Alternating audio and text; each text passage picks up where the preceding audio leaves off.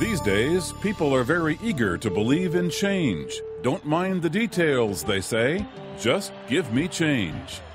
In the end times, change will come in the person the Bible calls the Antichrist, a leader of fearsome power who will embody the opposite of everything Jesus is.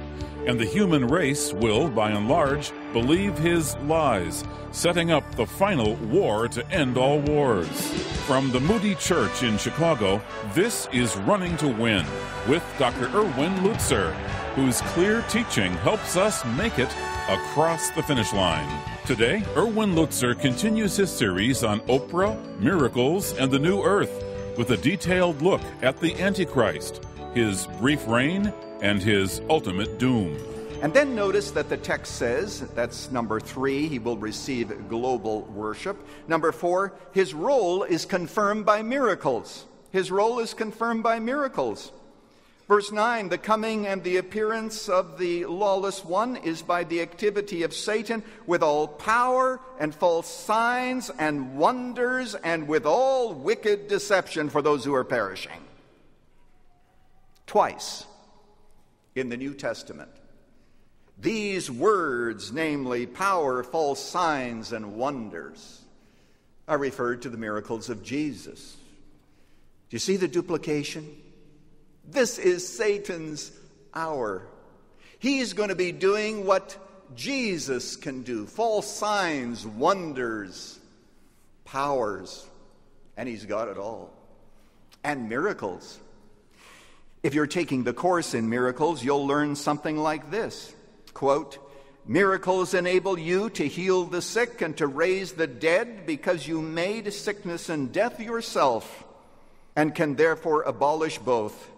You are a miracle capable of creating in the likeness of your Creator. And so miracles will be found everywhere. Parenthesis, does Satan heal anyone today? Yes, he sure does. There was a healing meeting going on, and God sometimes heals, no question about it, but you have a lot of charlatans in the healing industry, I'll tell you. That's huge. And he went in one of these meetings and was healed from his physical affliction. But he noticed that there was something that came along with the healing. There was a demonic affliction. He could sense a darkness, an evil spirit. And so he rebuked the evil spirit. He was a believer after all. He rebuked the evil spirit, and his sickness came back to him. The devil will do everything he can to duplicate God's miracles. I also failed to mention that he will be a pawn of Satan, something like Hitler, but that's already implied. So the next thing and the last characteristic of this beast is that God enables people to be deceived. This also should shock us, but there it is in the text, verse 11.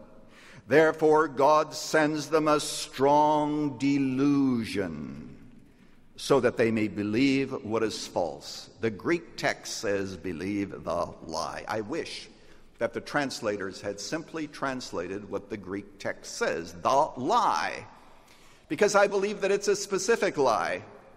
And the specific lie is the divinity of man. The fact that somebody can set himself up in the temple and proclaim himself to be God, and the whole world worships him. And the divinity of man has always been Satan's greatest lie. I hope that you heard the first message in this series. You shall be like God. That is his greatest and his grandest lie. And people will believe the lie. How will they believe it? God will send them strong delusion. Why? Because they don't want to hear the love of the truth. That's what the text is saying. If there's anything they can't even listen to, it is the truth. Because the truth means that we are sinners, we need redemption, and they will not hear it. God says, as a judgment, you'll simply believe the lie. Now, when Oprah Winfrey and Marianne Williamson teach the Course in Miracles, day by day. Eventually they will get to day 191, and then they will teach this: I am the Holy Son of God himself. It says, be glad today how very easily hell is undone. Do you want to know how to undo hell? Well, here it is. You need but say to yourself, I am the Holy Son of God himself. I cannot suffer, cannot be in pain. I cannot suffer loss nor fail to do all that salvation asks. And then it says, when you say this, a miracle has lighted up all the dark and ancient caverns. It also says that when you say this, all illusions come to an end. Some of us, I think, would be tempted to say that this is the mother of all illusions. How can people say that? I was thinking this morning, husbands, how would you like to say that to your wife? I am the Holy Son of God himself. Try it.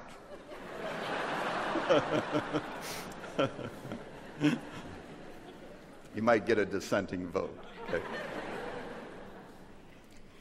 I read this stuff, and I have to read it. I don't recommend that others do, but I have to read it because I speak on it and I write on it. And I say to myself, how can you believe this? How can you believe the statement that you're to say every day, I am very holy? How can you believe that sin and death do not exist? They are all illusions. How do you believe this? I don't know whether or not it is true today, but in the tribulation period, God says that when it comes to the deification of humanity, I will send them strong delusions so that they can go on believing these absurdities because they want to believe it so bad. The alternative is unthinkable.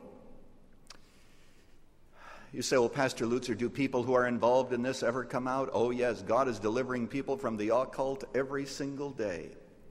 And you know, I've talked to quite a few people who've been delivered from the occult, and what they will tell you is that